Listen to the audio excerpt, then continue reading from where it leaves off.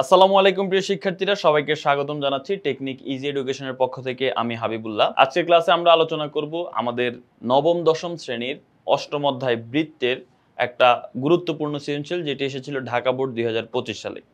প্রশ্নটি সমাধান করব আমাদের ডিজিটাল বই ইজি ম্যাথ থেকে।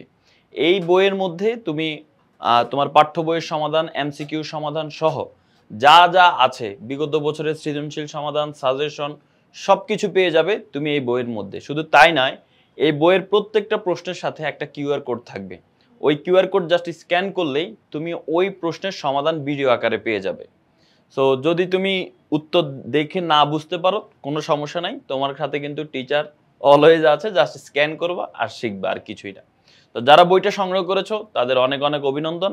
আর অবশ্যই মনোযোগ দিয়ে পড়ালেখা করবা, বই কিনে রেখে দিলে হবে না, পড়ালেখা করতে হবে। আর যারা এখনো কিনো নাই, অন্য জায়গা থেকে হয়তো বা ভিডিওটা দেখতে পাচ্ছ, তাদেরকে বলবো যে দ্রুত বইটা সংগ্রহ করে ফেলো। ইনশাল্লাহ তোমার এসএসসির প্রিপারেশনের বেস্ট একটি বই হতে চলেছে। তো চলো আমরা শুরু করি। আমাদের এই প্রশ্নে যদি আমরা দেখি, এখানে একটা উদ্দীপক দেওয়া আছে আর ক নম্বর প্রশ্ন দেওয়া আছে। আমরা প্রথমে ক খ গ আছে, ক নম্বর প্রশ্নটা আমরা আগে সমাধান করি, পরে উদ্দীপক পড়ি, কারণ ক নম্বর প্রশ্নটা উদ্দীপকের সাথে রিলেটেড না। কি বলা হচ্ছে দেখো, 5 সেন্টিমিটার ব্যাসার্ধ বিশিষ্ট একটি বৃত্তের স্পর্শক আঁকো। সোজা হিসাব, 5 সেন্টিমিটার ব্যাসার্ধ বিশিষ্ট একটি বৃত্তের স্পর্শক অঙ্কন করতে হবে। তো আমরা যদি এটা অঙ্কন করতে যাই, তাহলে আমরা এটা কিভাবে অঙ্কন করতে পারি সেটা আমরা একটু দেখি। প্রথমে আমাদেরকে 5 সেন্টিমিটার একটা রেখা অঙ্কন করতে হবে। তো আমরা স্কেল আর পেন্সিল নিয়ে আসি, আমরা 5 সেন্টিমিটার একটা রেখা অঙ্কন করার চেষ্টা করি। ওকে, তো আমরা যদি এখানে দেখি যে এটা হচ্ছে 5 সেন্টিমিটার একটা রেখা, যে শূন্য থেকে 5 পর্যন্ত আমরা রেখা অঙ্কন করবো। এই যে 0 থেকে 5 পর্যন্ত আমরা রেখা অঙ্কন করলে সেটা হচ্ছে 5 সেন্টিমিটার একটা রেখা। তো এই 5 সেন্টিমিটার এটা হচ্ছে আমাদের ব্যাসার্ধ, ঠিক আছে। আর এই ব্যাসার্ধ বিশিষ্ট একটি বৃত্ত অঙ্কন করতে হবে। তো এই 5 সেন্টিমিটার ব্যাসার্ধ বিশিষ্ট কিভাবে বৃত্ত অঙ্কন করব, আমরা জাস্ট পেন্সিল কম্পাস দিয়ে 5 সেন্টিমিটারের মাপটা নিবে, যে মাপটা আমরা নিব, 5 সেন্টিমিটারের মাপটা নিব, নিয়ে আমরা এখানে যে কোনো একটা বিন্দুতে বসিয়ে, এই যে কোনো এক জায়গার মধ্যে আমরা এখানে রেখে আমরা হচ্ছে বৃত্তটি অঙ্কন করে ফেলবো। এই যে দেখো, এখানে রেখে আমরা হচ্ছে বৃত্তটি অঙ্কন করে ফেললাম। আচ্ছা, কালারটা আমরা একটু চেঞ্জ করে দিই, অন্য কালার দিই, তাহলে আরো ভালো বুঝতে পারবা। এই যে দেখো, একটা বৃত্ত কিন্তু অঙ্কন করে ফেললাম। বৃত্তটা যদিও অনেক বড়, বাট একটা বৃত্ত তো অঙ্কন হইলো নাকি। একটা বৃত্ত অঙ্কন করে ফেললাম 5 সেন্টিমিটার ব্যাসার্ধ বিশিষ্ট। ওকে, ভালো কথা। বৃত্তটা যদিও বড় দেখা যাচ্ছে, কারণ এখানে আসলে এটা স্কেলটা ইঞ্চিতে আর কি, 5 ইঞ্চি হয়ে গেছে। এখন যাই হোক, বৃত্তটার কেন্দ্র কি, এই যে এটা হচ্ছে বৃত্তের কেন্দ্র। আচ্ছা, তো বৃত্তের কেন্দ্র আমরা পেয়ে গেলাম। এখন আমাদের প্রশ্নে কি জানতে চেয়েছে দেখো তো। প্রশ্নে বলেছে এই 5 সেন্টিমিটার ব্যাসার্ধ বিশিষ্ট বৃত্ত শুধু অঙ্কন করতে বলে নাই, ওই বৃত্তের একটা স্পর্শক। আমরা বৃত্তটা অঙ্কন করে ফেলছি, এখন জাস্ট স্পর্শক অঙ্কন করব। এখন স্পর্শক কোথায় আঁকে ভাই? স্পর্শক আঁকে তোমার এই বৃত্তের যে পরিধি, লাল অংশ যেটা দেখতে পাচ্ছ, এটা হচ্ছে বৃত্তের পরিধি। এই পরিধির যে কোনো বিন্দুতে স্পর্শক হতে পারে। এখন তোমার ইচ্ছা তুমি কোন বিন্দুতে অঙ্কন করবে। এখন তোমার মনে হলো যে ভাই আমি স্পর্শকটা অঙ্কন করতে চাই এই বিন্দুতে, ঠিক আছে, এই যে এখানে, এটার নাম দিলাম, মনে করো এই বিন্দুই দিলাম, এই বিন্দুতে স্পর্শক অঙ্কন করতে চাই। তাহলে কিভাবে আমি এই বিন্দুতে স্পর্শক অঙ্কন করব? বৃত্তের কেন্দ্রটাকে যদি তুমি ও দিয়ে প্রকাশ করো, ঠিক আছে, বৃত্তের কেন্দ্রটাকে আমরা প্রকাশ করলাম ও দিয়ে। আচ্ছা, এখন তোমার কাজ যেটা হবে সেটা হচ্ছে এই ও এর সাথে এ কে যোগ করে ফেলা, ঠিক আছে। কেন্দ্রের সাথে কি করবা তুমি, এই কেন্দ্র যেটা আছে সেটার সাথে তুমি এ কে যোগ করে ফেলবে। এই যে কেন্দ্র সাথে আমরা এই যে এর সমান করে আমরা এটা হচ্ছে যোগ করে ফেললাম। ওকে, যোগ করার পরে এখন আমরা স্পর্শক আঁকবো। দেখো, স্পর্শক জিনিসটা কি? স্পর্শক হচ্ছে বৃত্তের এমন একটি রেখা যেটা জাস্ট বৃত্তটাকে স্পর্শ করবে। এখন আমি এই বিন্দুতে স্পর্শক আঁকতে চাচ্ছি, এর মানে হচ্ছে আমি এখন এমন একটা স্পর্শক আঁকবো যেটা জাস্ট এই বিন্দুকে স্পর্শ করবে। তবে এখানে একটা জিনিস আছে, সেটা হচ্ছে এই এ বিন্দুর সাথে যখন কেন্দ্র যোগ করব, তাহলে ও এ এটা হয়ে যাবে বৃত্তের ব্যাসার্ধ। কেন? কারণ বৃত্তের ব্যাসার্ধের সংজ্ঞাটাই হচ্ছে কেন্দ্র থেকে পরিধি পর্যন্ত দূরত্ব। দেখো, এটা হচ্ছে কেন্দ্র, কেন্দ্র থেকে পরিধি পর্যন্ত ও এটা হচ্ছে তার দূরত্ব, তার মানে এটা একটা ব্যাসার্ধ। তো আমরা যে বিন্দুতে স্পর্শক আঁকবো সেই বিন্দুতে একটা ব্যাসার্ধ অঙ্কন করে ফেলবো। কেন? কারণ যে স্পর্শকটা হবে সেটা ব্যাসার্ধের সাথে 90 ডিগ্রি কোণে থাকে। মানে এখানে এখন যে স্পর্শকটা হবে সেটাই ব্যাসার্ধের সাথে 90 ডিগ্রি কোণে থাকে। তার মানে আমি যদি এখন এখানে 90 ডিগ্রি কোণ অঙ্কন করি, তাহলে এই বরাবর যে রেখাটা হবে সেটাই স্পর্শক। তাহলে এখন আমি এখানে যে কাজ করব সেটা হচ্ছে এই জায়গায় আমি 90 ডিগ্রি কোণ অঙ্কন করে ফেলবো। তো কিভাবে 90 ডিগ্রি অঙ্কন করতে পারি? দেখো, এতে কেন্দ্র করে আমরা এখানে প্রথমে যে কোনো মাপে একটা বৃত্তচাপ আঁকবো। এবার ঠিক একই মাপে আমি দুইবার কাটবো এখানে, ঠিক আছে? এই যে এখানে কেন্দ্র করে, এই যে এখানে কেন্দ্র করে, এখানে এই যে একবার, তারপর এই যে এখানে কেন্দ্র করে, এই যে এখানে কেন্দ্র করে দ্বিতীয়বার, দুইবার কাটবো একই মাপে, ঠিক আছে? একই মাপে দুইবার কাটলাম। এবার আবার এই উপরের দিকে এখানে একবার কাটবো, আবার দ্বিতীয়বার যেখানে কাটছি সেখানে কেন্দ্র করে আমরা আরেকবার কাটবো, এই যে দুইবার কাটলাম, ঠিক আছে? এবার এই বরাবর একটা স্কেল নিয়ে যোগ করে দাও, একটা স্কেল নিয়ে যোগ করে দেই আমরা। ওকে, এই যে এই বরাবর আমরা জাস্ট এটা যোগ করে দিব। তাইলে এটাই হচ্ছে কি আমাদের, আচ্ছা বরাবর তো বসানো হয় নাই, বরাবরটা বসাই নেই, এই যে এই বরাবর করে এই যে আমরা একটা স্পর্শক অঙ্কন করে ফেললাম, শেষ। তাহলে এটার নাম দিলা তুমি মনে করো যে এপি। তাহলে এপিটাই হচ্ছে আমাদের স্পর্শক। তুমি চাইলে এই এপিটাকে স্কেলটা বড় করে ধরে নিয়ে এই পিছনের দিকে অঙ্কন করতে পারো, সমস্যা নাই। তাহলে দেখো এই বিন্দুতে এই যে এই এপি রেখাটা এসে এই বিন্দুটাকে স্পর্শ করছে, তাহলে এপিটা হচ্ছে কি আমাদের স্পর্শক। তো সহজ হিসাব, কোন বৃত্তের স্পর্শক অঙ্কন করতে হলে পরিধির উপর একটা বিন্দু নিতে হবে, ওই বিন্দুর সাথে কেন্দ্র যোগ করতে হবে, তারপর 90 ডিগ্রি অঙ্কন করলেই যেটা হবে সেটাই হচ্ছে তার স্পর্শক। তো এটাই হচ্ছে আমাদের, এই যে এখানে দেখো যদি খেয়াল করো, এই যে কত, এই যে 5 সেন্টিমিটার নিল, তারপর একটা বৃত্ত আঁকলো, এখানে নিচের বিন্দুতে স্পর্শক আঁকছে, দেখছো এই যে এই বিন্দুতে। তো প্রথমে ও এ যোগ করব, তারপর 90 ডিগ্রি কোণ অঙ্কন করলে যেটা হবে সেটাই হচ্ছে স্পর্শক। এই যে কেন্দ্র বিশিষ্ট 5 সেন্টিমিটার ব্যাসার্ধ বিশিষ্ট বৃত্তে এপি স্পর্শক। আসো এবার খ নম্বরে আসি। খ আর গ দুইটাই উপপাদ্য। খ নম্বরে বলা হচ্ছে যে প্রমাণ করো যে এনপিকিউ আর এনএমকিউ এর যোগফল হচ্ছে 180। এখন এনপিকিউ কি এনএমকিউ কি এটা আমরা একটু বোঝার চেষ্টা করি। দেখো এখানে বলা হচ্ছে সি কেন্দ্র বিশিষ্ট বৃত্তে, তার মানে একটা বৃত্ত হবে যে বৃত্তের কেন্দ্রটা কি, একটা বৃত্ত হবে যে বৃত্তের কেন্দ্রটা হচ্ছে সি। এমএনপিকিউ হচ্ছে একটি চতুর্ভুজ। কি বলছে? এমএনপিকিউ মানে এটার মধ্যে একটা চতুর্ভুজ আছে, এমএনপিকিউ মনে করো এটা হচ্ছে একটা চতুর্ভুজ, এরকম আর কি একটা চতুর্ভুজ আছে এমএনপিকিউ। তো আমরা যদি এটা দেখি, এটা সমাধানটা যদি আমরা দেখি, তাহলে আমরা এখানে দেখতে পাই যে হচ্ছে এই যে দেখো, এই যে সি কেন্দ্র বিশিষ্ট একটা বৃত্ত যেটার মধ্যে একটা চতুর্ভুজ আছে, দেখো এন এম কিউ পি, ঠিক আছে? এন এম কিউ পি, এই যে দেখো এখানে আমাদের বলা হচ্ছে, বা এম এন পি কিউ একই কথা। এই যে দেখো এম এন পি কিউ, এই যে M N P Q, M N P Q, এটা কিন্তু একটা চতুর্ভুজ। আচ্ছা ভালো কথা, চতুর্ভুজ আছে। তো এখন কি করব, আমাদের কাজ কি, তারপরে আর কি বলা আছে আমরা একটু দেখি। তো এই চতুর্ভুজ আছে, ঠিক আছে। এখন বলা হচ্ছে এন কিউ এবং এমপি হচ্ছে কর্ণদ্বয় আর বিন্দুতে 90 ডিগ্রি কোণে ছেদ করে। তো আমাদের খ নাম্বার করতে এটা লাগবে না, এন কিউ এবং এমপি এটা আমাদের লাগবে না। আমাদের লাগবে হচ্ছে এই প্রথম অংশটা শুধু, যে সি কেন্দ্র বিশিষ্ট এম এন পি কিউ চতুর্ভুজটি অন্তর্লিখিত হয়েছে। তো অন্তর্লিখিত আমরা করলাম, এই যে সি কেন্দ্র বিশিষ্ট বৃত্তে এম এন পি কিউ চতুর্ভুজটি অন্তর্লিখিত করলাম। এখন প্রশ্নে আমাদের বলা হচ্ছে যে দুইটা কোণের যোগফল 180 ডিগ্রি হবে। সেই দুইটা কোণ কি? এনপিকিউ এনএমকিউ। এই যে এনপিকিউ মানে এই যে এই কোণটা, আর এনএমকিউ মানে এই কোণটা, এই দুইটা কোণের যোগফল 180 ডিগ্রি, এটা আমাদের প্রমাণ করতে হবে। তোমাদের বইয়ের উপপাদ্য 23 কিন্তু এটাই, ঠিক আছে? যে একটা চতুর্ভুজের বৃত্তে অন্তর্লিখিত চতুর্ভুজের বিপরীত কোণদ্বয়ের সমষ্টি 180 ডিগ্রি, তো এটাই হচ্ছে সেটা, সেই উপপাদ্য। তো যাই হোক, আমরা চিত্রটা অঙ্কন করে ফেললাম। এখন হচ্ছে আমরা এটা প্রমাণে চলে যাই। প্রথমে আমরা লিখবো যে দেওয়া আছে সি কেন্দ্র বিশিষ্ট বৃত্তে এমএনপিকিউ অন্তর্লিখিত এক চতুর্ভুজ। আমাদের প্রমাণ করতে হবে যে এনপিকিউ আর এনএমকিউ, এই যে এনপিকিউ এই যে এই কোণটা প্লাস এনএমকিউ মানে এই কোণটা, এই দুইটা কোণের যোগফল 180 ডিগ্রি, এটা আমাদের প্রমাণ করতে হবে। তো এতটুকু প্রশ্নেই বলা ছিল। এখন অঙ্কনে আমরা প্রমাণ করতে গেলে এটাকে আমাদের আরো কিছু মডিফাই করতে হবে। সেটা হচ্ছে কি, সি আর এন যোগ করব, সি আর কিউ যোগ করব। এই যে সি আর এন এটা যোগ করব, আর সি আর কিউ এটা হচ্ছে আমরা যোগ করব, ঠিক আছে? তো সি এন সি কিউ যোগ করি। আচ্ছা যোগ করে ফেললাম। তো যোগ করলে আমাদের ফাইনাল চিত্রটা এটা হবে, ঠিক আছে? একদম এখন এই চিত্রটা আমাদের আসবে। এবার আসলে আমরা প্রমাণে চলে যাব, সবচেয়ে ইম্পর্টেন্ট ধাপ যেটা প্রমাণ। আমরা এখন প্রমাণে চলে আসি। তো আমরা যদি প্রমাণে আসি, আমরা যদি এখানে খেয়াল করি প্রমাণের মধ্যে কি বলা আছে, ধাপ 1 এর মধ্যে কি বলা আছে? ধাপ 1 এ বলা আছে একই চাপ কিউ এম এন এর উপর, কিউ এম এন এর উপর। এখন কিউ এম এন কোনটা একটু ভালো করে খেয়াল করো। কিউ এম এন হচ্ছে যে এই চাপটার কথা বলা হচ্ছে। এটা করতে হলে কিন্তু উপপাদ্য 20 এর আইডিয়া তোমার মাথায় থাকতে হবে, যে ওই যে আমাদের কেন্দ্রস্থ কোণ বৃত্তস্থ কোণের দ্বিগুণ হয়, এই জিনিসটা মাথায় থাকতে হবে আর কি।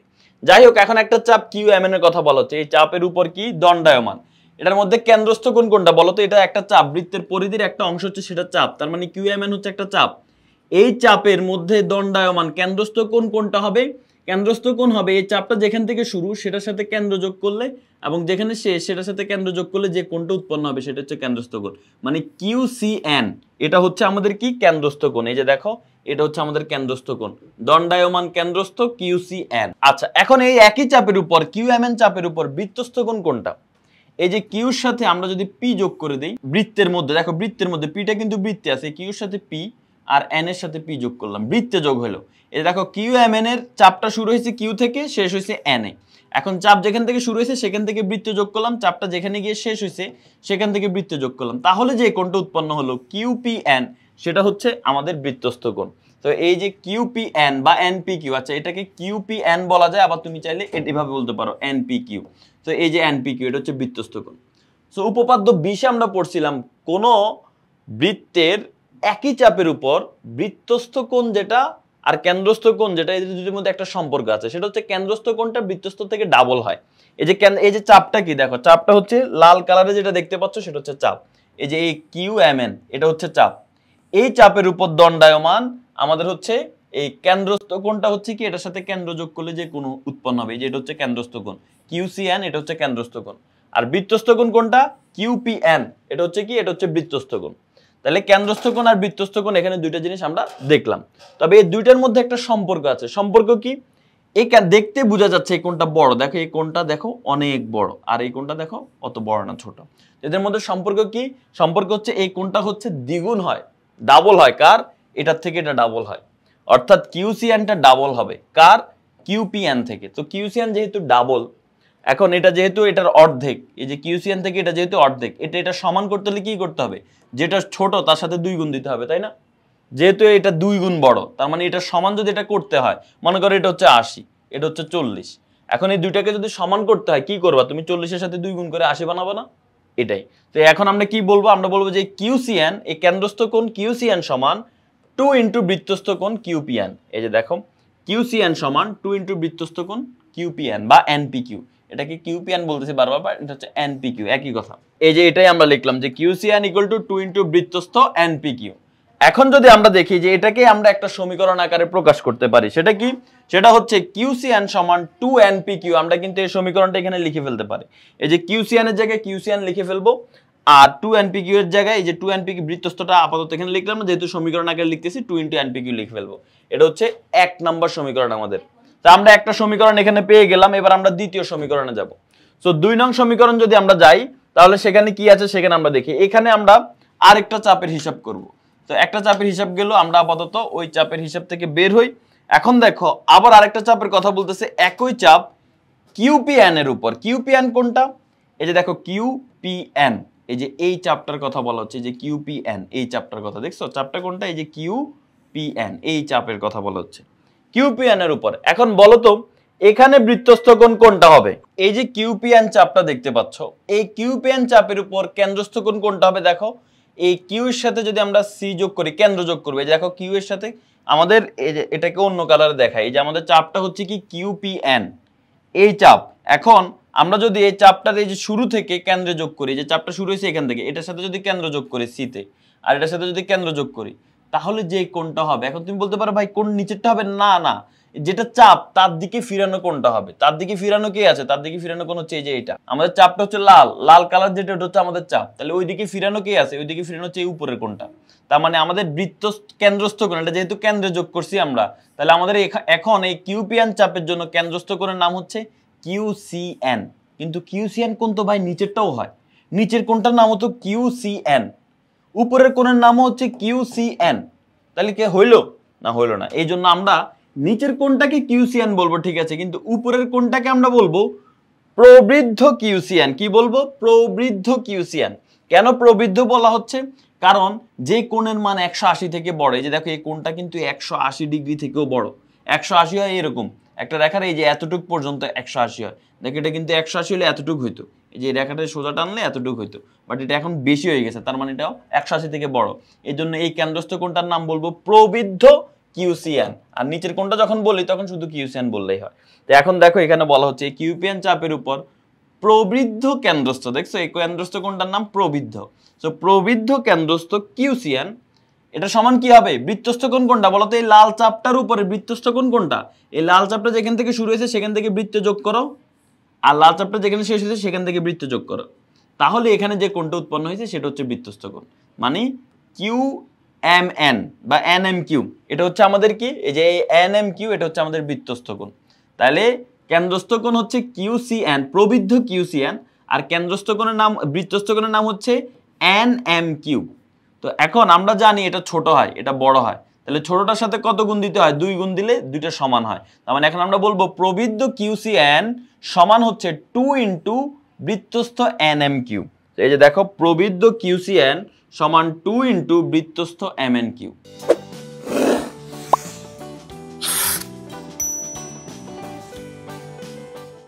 এখন এইখানে আমরা বৃত্তস্থ কথাটা উঠায় আমরা হচ্ছে জাস্ট এতটুকু লিখলাম, লিখে আমরা এখন 2 নং সমীকরণ দিয়ে দিলাম। তাহলে 1 নং আর 2 নং দুইটা সমীকরণ আমরা পেয়ে গেছি। এখন আমাদের এই দুইটা সমীকরণ যোগ করতে হবে। এই যে দেখো, এটা হচ্ছে এই লাইনটাও নিচের লাইনটা, এটা দেখার দরকার নেই। এখন দেখো সমীকরণ 1 ও 2 যোগ করব। তো যোগ করার ক্ষেত্রে প্রথমে আমরা এই কিউসিএন এর সাথে এই যে 1 নং সমীকরণে কি আছে, 1 নং সমীকরণে আছে কিউসিএন, 2 নং সমীকরণে হচ্ছে প্রবৃদ্ধ কিউসিএন। কারণ কি দেখো, 1 নং সমীকরণে কিউসিএন হচ্ছে এই যে নিচেরটা, আর 2 নং সমীকরণে কিউসিএন হচ্ছে এই উপরেরটা। তার মানে আমরা এটাকে বলবো শুধু কিউসিএন, এটাকে বলবো প্রবৃদ্ধ কিউসিএন। তো যোগ করার ক্ষেত্রে বাম পক্ষের সাথে বাম পক্ষ যোগ করব। এই যে দেখো, প্রবৃদ্ধ কিউসিএন এর সাথে শুধু কিউসিএন যোগ করব। এই যে প্রবৃদ্ধ কিউসিএন, এটার সাথে শুধু কিউসিএন যোগ করব। আচ্ছা, এবার ইকুয়াল ডান পক্ষের সাথে ডান পক্ষ যোগ করব। 2 nm কিউর সাথে আর 2 np কিউ যোগ হবে। এই যে দেখো, 2 np Q R 2 nm Q যোগ হয়ে গেছে। এবার এখান থেকে কি কমন যায় বলো তো? এখান থেকে আমরা একটা 2 কমন নিতে পারি। এখানেও 2 আছে, এখানেও 2 আছে, একটা 2 কমন নিলাম। 2 কমন নেওয়ার পরে এখানে থাকে শুধু npq আর nmq।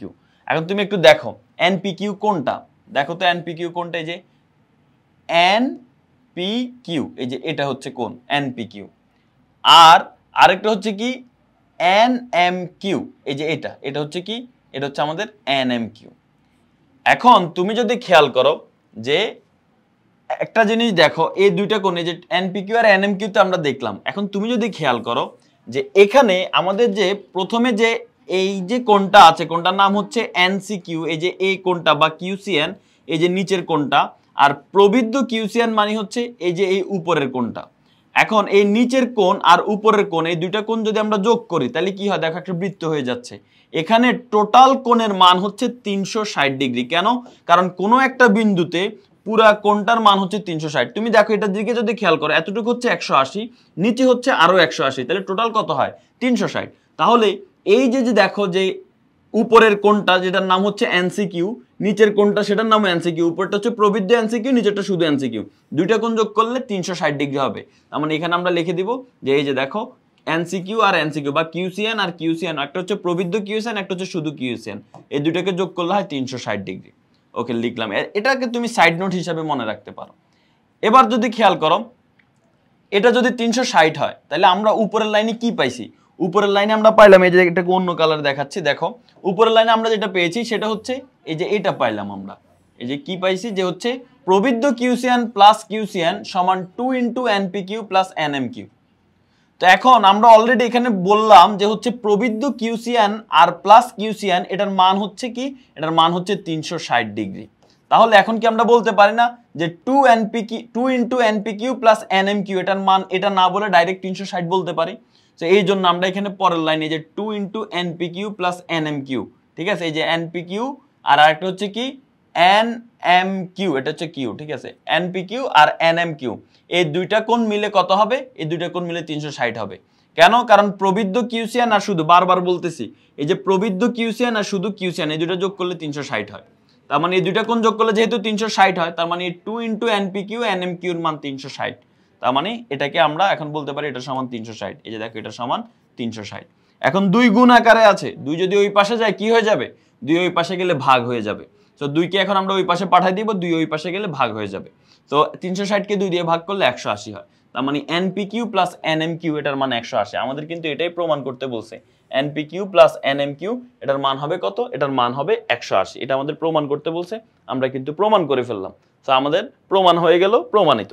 সো এটা আমাদের উপপাদ্য 23 এর মতো। তো আশা করি তোমরা বুঝতে পেরেছো এটা কিভাবে সমাধান করতে হয়। সহজ উপপাদ্য অনেক সময় নিয়ে বুঝিয়েছি, যেন তোমাদের কোনো যে উপপাদ্য হয়তো বা 23 নম্বর কখনো পড়েও নাই, তার কিন্তু এই উপপাদ্য 23 পড়া হয়ে গেছে। আবার এই যে উপপাদ্য 20 এর জন্য যে সমীকরণ, সেটাও কিন্তু আমি অনেক সময় নিয়ে ভেঙে ভেঙে বোঝানোর চেষ্টা করেছি। তো আশা করি তোমরা সবাই ভালোভাবে বুঝতে পেরেছো। খুবই গুরুত্বপূর্ণ একটা উপপাদ্য ছিল। আমাদের খ নাম্বার প্রশ্নটা শেষ হয়ে গেল। এখন আসো আমরা আমাদের গ নাম্বার প্রশ্নটা সমাধান করি। গ নাম্বার প্রশ্নে আমাদেরকে বলেছে যে প্রমাণ করো যে এনসিএম প্লাস পিসিকিউ এই দুইটা কোণের মান 2 সমকোণ। 2 সমকোণ মানে কি 180। এখন এখানে আমরা যদি খেয়াল করি আমাদের উদ্দীপকে যে কথাগুলো বলা ছিল এগুলো নিয়ে কিন্তু আমরা ক্ষয়ের চিত্র আঁকি না সম্পূর্ণ নিয়ে।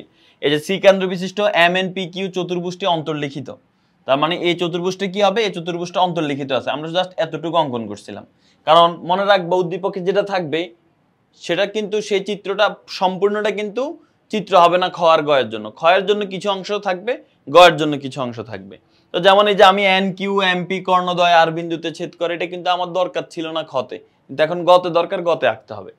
তো এখন এই আমরা প্রথমে চতুর্ভুজটা সি কেন্দ্র বিশিষ্ট এম এন পি কিউ চতুর্ভুজ ওটা রাখবো, তারপরে আমাদের এন কিউ এবং এম পি দুইটা কর্ণদ্বয় আমরা অঙ্কন করব। দুইটা কর্ণ অঙ্কন করলে সেটা আর বিন্দুতে ছেদ করবে, ঠিক আছে। তো আমরা এই চিত্রটা একটু আগে অঙ্কন করার চেষ্টা করি। দেখো চিত্রটা হচ্ছে এখানে তোমরা দেখতে পাবা, এই যে আমাদের প্রথমে আমাদের যে চতুর্ভুজটা তোমরা একটু ভালো করে খেয়াল করার চেষ্টা করো। চতুর্ভুজটা হচ্ছে এই যে দেখো এম এন পি কিউ, এই যে একটা চতুর্ভুজ, এটা বৃত্তে অন্তর্লিখিত একটা চতুর্ভুজ। অন্তর্লিখিত মানে কি, বৃত্তে চতুর্ভুজটা এমন হতে হবে যেন বৃত্তের এই চতুর্ভুজের 4টা বিন্দুই, এই যে দেখো 1 2 3 4, এই 4টা বিন্দুই কিন্তু বৃত্তকে স্পর্শ করতে হবে। এই যে দেখো 4টা বিন্দু বৃত্তকে স্পর্শ করছে, বাইরেও যেতে পারবে না, আবার স্পর্শ না করেও থাকতে পারবে না, স্পর্শ করতে হবে। তো 4টা বিন্দু বৃত্তকে স্পর্শ করলে সেটাকে অন্তর্লিখিত বলে। যাই হোক, আমরা চতুর্ভুজটা অঙ্কন করলাম, ভালো কথা। এরপরে কি করতে বলছে, এরপর বলছে এন কিউ এবং এমপি কর্ণদ্বয়। তুমি দেখো এখানে এই যে কর্ণ কি, যে কোনো একটা বিন্দু থেকে তার বিপরীত কৌণিক বিন্দু যোগ করলে সেটা হচ্ছে একটা কর্ণ। তার মানে এন কিউ একটা কর্ণ, আর একটা কর্ণকে এই যে পি এম আর একটা কর্ণ। এই দুইটা কর্ণ কোন বিন্দুতে ছেদ করছে বলতো, এই যে আর বিন্দুতে ছেদ করছে। দেখতে পারছো আর বিন্দুতে ছেদ করছে, এটাও কিন্তু প্রশ্নে বলা ছিল। এই যে দেখো এন কিউ এবং এমপি কর্ণদ্বয় পরস্পর আর বিন্দুতে সমকোণে ছেদ করে। সমকোণ মানে কি বলতো, সমকোণ মানে 90 ডিগ্রি কোণে ছেদ করে। সো দুইটা রেখা যখন 90 ডিগ্রি কোণে একটা আরেকটাকে ছেদ করে তখন কিন্তু এখানে আসলে একটা 90 না, এখানে টোটাল 4টা 90 ডিগ্রি কোণ উৎপন্ন হয়ে যায়। দেখো এটা যখন এটাকে 90 ডিগ্রি কোণে ছেদ করে, তার মানে এই পাশের কোণটাও 90 ডিগ্রি, এই নিচের কোণটাও 90 ডিগ্রি, এই কোণটাও 90 ডিগ্রি। বুঝতে পেরেছো? আচ্ছা, তো এটা আশা করি ক্লিয়ার হয়ে গেছো যে এটা চিত্রটা এতটুকু পর্যন্ত আমরা বুঝছি। এখন তাও তো বলতে পারো যে ভাই আরো তো দাগ আছে। হ্যাঁ, এই দাগগুলো সম্পর্কে আমরা একটু পরে বলতেছি। তো সি কেন্দ্র বিশিষ্ট বৃত্তটা তো বলা আছে, তার মানে কেন্দ্রটা সি, এটা আমরা বুঝি। এখন প্রথমে আমরা লিখবো যে মনে করে সি কেন্দ্র বিশিষ্ট এম এন পি কিউ চতুর্ভুজটির অন্তর্লিখিত এবং বৃত্তে এন কিউ ও এম পি কর্ণদ্বয় পরস্পরকে আর বিন্দুতে ছেদ করছে, তাও কি সমকোণে। তো এতটুকু প্রশ্নে বলা ছিল, আমরা জাস্ট চিত্র দেখে দেখে লিখে দিব। এরপর প্রমাণ করতে হবে, এটাও প্রশ্নে বলা ছিল। দেখো কি প্রমাণ করতে হবে, যে এনসিএম আর পিসিকিউ দুই সমকোণ। এনসিএমটা কে দেখো তো, এন সি এম, এই যে দেখো এন সি এম, এই যে দেখতে পাচ্ছ এই কোণটার কথা বলতেছে। আচ্ছা, আরেকটা কি পিসি কিউ, এই দেখো পি সি কিউ, এই যে এই কোণটা। এই দুইটা কোণের মান 180 ডিগ্রি আমাদের প্রমাণ করতে হবে। তো এই দুইটা কোণ যদি বানাইতে হয় তাহলে আমাদের এন এর সাথে সি যোগ করতে হবে, এম এর সাথে সি যোগ করতে হবে, কিউ এর সাথে সি যোগ করতে হবে, এম এর সাথে সি যোগ করতে হবে। তাহলে আমাদের এখন চিত্রটা ফাইনাল চিত্র হলো। তো এই এখন হচ্ছে সবচেয়ে গুরুত্বপূর্ণ ধাপ, সেটা হচ্ছে প্রমাণ। তো আমরা যদি এখানে খেয়াল করি, প্রমাণ যদি করতে যাই, প্রথমে ধাপ 1, এখানেও আমাদের উপপাদ্য 20টা কাজে লাগবে। দেখো একই চাপ এনএম এর উপর, এনএম চাপটা, এই যে চাপ কোনটা, এই যে এনএম চাপের কথা বলতেছে, এই যে এই চাপটার কথা বলা হচ্ছে, এই এনএম এই চাপটার কথা বলা হচ্ছে। এই এনএম চাপের উপর দণ্ডায়মান কেন্দ্রস্থ কোণ, এর মধ্যে কেন্দ্রস্থ কোণ কোনটা দেখো তো, এই এন এর সাথে সি যোগ করলে, এম এর সাথে সি যোগ করলে যে কোণটা হয় এটা হচ্ছে কেন্দ্রস্থ কোণ, নাম হচ্ছে এনসিএম। এই যে এনসিএম নাম হচ্ছে কেন্দ্রস্থ কোণ। আর বৃত্তস্থ কোণ কোনটা হবে, এনপিএম। এই যে দেখো এন, এটার সাথে বৃত্ত যোগ হবে, এই যে এই চাপটা শেষ হয়েছে এম এ, তার মানে এটার সাথে বৃত্ত যোগ হবে, তাহলে এই কোণটার নাম কি, এনপিএম। এটা হচ্ছে বৃত্তস্থ কোণ। তাহলে কেন্দ্রস্থ কোণ আর বৃত্তস্থ কোণের মধ্যে সম্পর্ক কি, বৃত্তস্থর সাথে 2 গুণ করলে সেটা কেন্দ্রস্থ সমান হয়। তার মানে 2 ইন্টু বৃত্তস্থ কোণ সমান হচ্ছে কেন্দ্রস্থ কোণ। তার মানে এই যে এখানে আমাদের হচ্ছে এই যে 2 ইন্টু বৃত্তস্থ কোণ সমান হচ্ছে কেন্দ্রস্থ কোণ। এই যে এনসিএম এটা সমান হচ্ছে 2 ইন্টু এনপিএম। তাহলে এটাই হচ্ছে আমাদের কি, আমাদের হচ্ছে সূত্র দিয়ে আমরা এটা বুঝতে পারি যে এনসিএম সমান 2 ইন্টু এনপিএম। তাহলে এটা হয়ে গেল। এখন এটাকে আমরা 1 নং সমীকরণ দিব। তবে একটা জিনিস খেয়াল করো, এনপিএম এই যে কোণটা, এই কোণটা তো এই যে এটা, ভালো করে দেখো এনপিএম, এই যে এটা হচ্ছে সেই কোণ। আমি যদি বলি এনপিএম না বলে আমি যদি বলি এনপিআর, তাহলেও কিন্তু এই কোণই বোঝায়। তুমি দেখো NPM মানে এই কোণ, NPR মানে এই কোণ। তো আমি এখানে যে কাজ করব এই NPM এর জায়গায় NPR বলবো, এটাকে 1 নং সমীকরণ দিয়ে প্রকাশ করব। ওকে, 1 নং সমীকরণ দিয়ে প্রকাশ করা হয়ে গেল। এবার আসো আমাদের এই চাপের হিসাব শেষ, NM চাপের হিসাব শেষ। এখন আমরা আরেকটা চাপের কাছে যাব, সেটা হচ্ছে PQ চাপ। এই যে দেখো PQ যে চাপটা আছে এই চাপের উপর আমরা যাব। এই PQ চাপের উপর এখানে কেন্দ্রস্থ কোণ কে? দেখো তো এই P এর সাথে কেন্দ্র যোগ করব, Q এর সাথে কেন্দ্র যোগ করব। তার মানে আমাদের কেন্দ্রস্থ কোণের নাম হচ্ছে PCQ, এটা হচ্ছে কেন্দ্রস্থ কোণ। আর বৃত্তস্থ কোণ কোনটা? এই যে চাপটা যেখান থেকে শুরু সেটার সাথে বৃত্ত যোগ করব, চাপটা যেখানে শেষ এই যে এখানে চাপটা শেষ হয়েছে এটার সাথে বৃত্ত যোগ করব। তার মানে PNQ এটা হচ্ছে বৃত্তস্থ কোণ, এটা কেন্দ্রস্থ কোণ, এটা বৃত্তস্থ কোণ।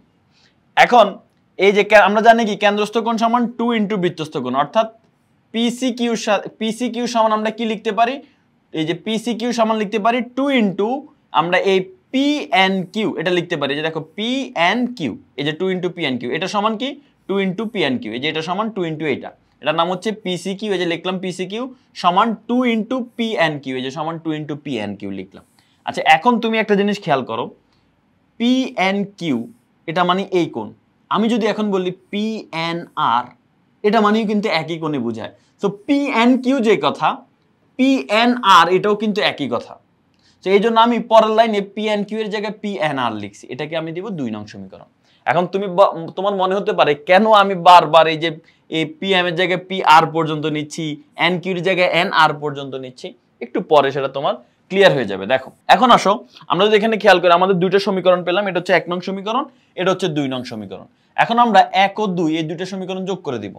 তো চল আমরা এই দুটো সমীকরণ যোগ করে দিই। যোগ করতে গেলে এই বাম পক্ষের সাথে এই বাম পক্ষ যোগ করতে হবে, অর্থাৎ NCM এর সাথে আমাদের PCQ যোগ করতে হবে। তো আমরা NCM আর PCQ যোগ করে দিলাম।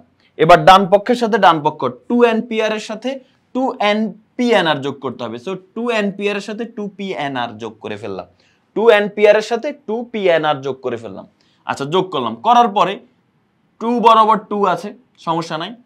NPR বরাবর এখান থেকে 2NPR থেকে 2 কমন গেলে NPR, আর 2PNR থেকে 2 কমন গেলে PNR। এখন 2 বরাবর 2 আছে আবার, কিন্তু এই দুইটা কোণ যোগ করলে কি হয় একটু ভালো করে খেয়াল করো।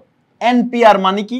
NPR মানে হচ্ছে এই যে এই কোণটা, এই যে NPR, এই যে ভালো করে খেয়াল করো, NPR মানে এই কোণটা। আর PNR মানে কোনটা দেখো তো, PNR মানে এই যে এই কোণটা, একটু ভালো করে খেয়াল করো।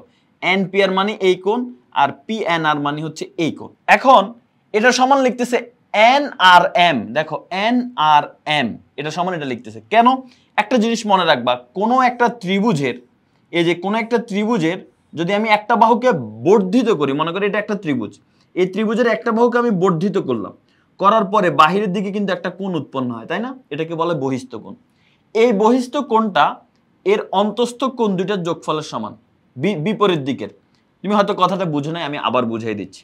দেখো এই যে বহিস্থ কোণটা আমরা অঙ্কন করলাম, এই যে বহিস্থ কোণ, কোন একটা ত্রিভুজের এক বাহু বাড়াইলে বাহিরের দিকে একটা কোণ উৎপন্ন হয়, এটাকে বলে বহিস্থ কোণ। এই বহিস্থ কোণের সাথে ভিতরে যে তিনটা কোণ আছে, তিনটা কোণের নাম হচ্ছে অন্তস্থ কোণ, কারণ এটা ভিতরে আছে। এই তিনটা কোণের দুইটা কোণের সাথে সম্পর্ক হয়। কি সম্পর্ক? সেটা হচ্ছে এই বহিস্থ কোণটা হয় ভিতরের দুইটা কোণের যোগফলের সমান। এখন কোন দুইটা কোণ? এটা আর এটার যোগফল, না এটা আর এটার যোগফল, না এটা আর এটার যোগফল? কোন দুইটা কোণের যোগফল? এখানে যোগফল হবে এই কোণটা, বহিস্থ কোণটার সাথে যে কোণ আছে তাকে নিবে না, বিপরীত দিকে যে কোণ আছে, যে এই কোণটা আর এই কোণটা, বিপরীত দিকে কোণটার সাথে যেটা আছে সেটাকে নিবে না, বিপরীত দিকে যে দুইটা কোণ আছে তাদের দুইটাকে যোগ করলে যেটা হবে সেটা হচ্ছে এই বহিস্থ কোণের সমান হয়। তাহলে তুমি যদি একটু ভালো করে খেয়াল করো, এই যে PRN এই যে ত্রিভুজটা, এই যে PNR ত্রিভুজ, এই ত্রিভুজে আমি যখন এটাকে একটু বর্ধিত করে M পর্যন্ত আনলাম, তাহলে বহিস্থ কোণটার নাম কি হলো বলো তো? বহিস্থ কোণটার নাম হয়ে গেল NRM। এই যে নীল কোণটা হচ্ছে বহিস্থ কোণ, এই যে দেখো এই নীল কোণটা হচ্ছে বহিস্থ কোণ, এটা হচ্ছে বহিস্থ কোণ। তুমি দেখো ত্রিভুজ হচ্ছে এই যে লালটা, এই লাল ত্রিভুজের দেখো এক বাহু বাড়ানোর কারণে এটা বহিস্থ কোণ হয়েছে। এখন এই বহিস্থ কোণটাই ত্রিভুজের ভিতরে তিনটা কোণ আছে, যে দেখো একটা, দুইটা, তিনটা। এই তিনটা কোণের মধ্যে দুইটা কোণের সাথে তার সম্পর্ক হবে, হবে না কার সাথে? তার এই বহিস্থ কোণের সাথে যে কোণ আছে সেটার সাথে হয় না, বাকি যে দুইটা কোণ আছে ওই দুইটা কোণের সাথে হয়। কি সম্পর্ক? সম্পর্ক হচ্ছে ওই দুইটা কোণকে যোগ করলে এটা সমান হয়। তাহলে এখন দেখো ওই দুইটা কোণের নাম কি? একটা নাম হচ্ছে NPR আর একটা নাম হচ্ছে PNR। তার মানে এই দুইটা কোণকে যোগ করলে কার সমান হবে? এই বহিস্থ নীলকোণটার সমান হবে, এন আর এম এর সমান হবে। তাহলে এখন দেখো এনপিআর মানে এই যে দেখো এনপিআর, আর এই যে দেখো পিএনআর মানে যে কোণটা এটা হচ্ছে পিএনআর, তার মানে এই দুটো যোগ করলে কার সমান হয়? এই বহিস্থ কোণটা এনআরএম এর সমান হয়। এই দেখো এই দুটো যোগ করলে আমি এনআরএম লিখলাম, আর আগে 2 আছে সেই 2 বসে গেছে। এই পাশে আমি এখানে সাইড নোট বলে দিলাম, এই যে দেখো বহিস্থ কোণ এনআরএম, এই কোণটা সমান হচ্ছে এটা আর এটার যোগফল, এই যে এনআরএম হচ্ছে এটা আর এটার যোগফল, শেষ। এখন 2 এর জায়গায় আমি 2 লিখলাম, কোনো সমস্যা নাই, কিন্তু এনআরএম এর জায়গায় আমি 90 লিখলাম। কথা হচ্ছে কেন এনআরএম এর জায়গায় আমি কেন 90 লিখলাম? কারণ হচ্ছে প্রশ্নে বলা ছিল, মনে আছে প্রশ্নের মধ্যে বলা ছিল যে দুইটা যে আমাদের কর্ণ আছে, এই যে এটা হচ্ছে একটা কর্ণ, এটা হচ্ছে একটা কর্ণ, এই কর্ণ দুইটা 90 ডিগ্রি কোণে ছেদ করে। এই যে দেখো প্রশ্নটা খেয়াল করো, প্রশ্নের মধ্যে কিন্তু বলা ছিল যে এই যে এন কিউ আর এমপি কর্ণদ্বয় আর বিন্দুতে সমকোণে ছেদ করে, সমকোণ মানে 90 ডিগ্রি। এই এন কিউ আর এই পি এম এরা হচ্ছে সমকোণে ছেদ করে, সমকোণ মানে 90 ডিগ্রি, মানে এটা একটা 90 ডিগ্রি, এটা একটা 90 ডিগ্রি, চারটা 90 ডিগ্রি হয়। তাহলে এখন কি আমি বলতে পারি না এন আর এম, এই যে এই কোণটা এটা 90 ডিগ্রি, তার মানে এই যে এই এন আর এম এটার মান 90 ডিগ্রি বসাই দিলাম। এখন 2 × 90 মানে কত? 2 × 90 মানে হচ্ছে আমাদের 180 ডিগ্রি, বা 2 × 90 মানে 90 মানে কয় সমকোণ? 90 ডিগ্রি মানে হচ্ছে এক সমকোণ, তার মানে 2 × 90 ডিগ্রি মানে হচ্ছে 2 সমকোণ, এখানে টোটাল 2টা সমকোণ আছে। তাহলে আমরা প্রমাণ করে দিলাম এনসিএম প্লাস পিসিকিউ সমান হচ্ছে 2 সমকোণ। আমাদের কিন্তু এটাই প্রমাণ করার দরকার ছিল, এনসিএম প্লাস পিসিকিউ সমান 2 সমকোণ। 180 ডিগ্রি মানে 2 সমকোণ, সোজা হিসাব। তুমি এখানে 2 সমকোণ না লিখে 90 × 180 সরাসরি লিখতে পারো, সমস্যা নাই। তুমি দেখবে তোমার প্রশ্নে কি বলা আছে, প্রশ্নে আমাদের বলা আছে 180, তো তুমি প্রশ্ন আমাদের বলা ছিল 2 সমকোণ, এই যে দেখো প্রশ্ন আমাদের 2 সমকোণ বলা ছিল, তো তুমি এখানে 2 সমকোণ লিখবা। 180 বলা থাকলে 180 লিখবা, তুমি এখানেও 180 না লিখে 2 সমকোণ লেখো, যেহেতু প্রশ্নে 2 সমকোণ বলা আছে। আশা করি বুঝতে পেরেছো। এই উপপাদ্যটা কি আমরা বারবার দেখছি যে হচ্ছে এখানে আমাদের 20 নম্বর উপপাদ্যটা আসে, একই চাপের উপর দণ্ডায়মান আমাদের কেন্দ্রস্থ কোণটা বৃত্তস্থ কোণের দ্বিগুণ হয়। আর এখানে আরেকটা নতুন জিনিস শিখলাম, এই উপপাদ্যে আরেকটা জিনিস প্রয়োজন পড়ে, সেটা হচ্ছে কি কোন ত্রিভুজের বহিস্থ কোণ তার অন্তস্থ বিপরীত কোণ দুইটার যোগফলের সমান হয়। এই দুইটা জিনিস জানলেই এই উপপাদ্যটা তুমি সমাধান করে ফেলতে পারবা। আশা করি তোমরা সবাই উপপাদ্যটা বুঝতে পেরেছো। তো এই সৃজনশীলটা ঢাকা বোর্ড 2025 সালে এসেছিল, দুইটা প্রশ্ন কিন্তু খুবই গুরুত্বপূর্ণ। আশা করি তোমাদের পুরো কনসেপ্টটা ক্লিয়ার হয়ে গিয়েছে। তো সবাই ভালো থাকো, সুস্থ থাকো, পরবর্তী আরেক পর্বে তোমাদের সাথে দেখা হবে। আল্লাহ হাফেজ, আসসালামু আলাইকুম।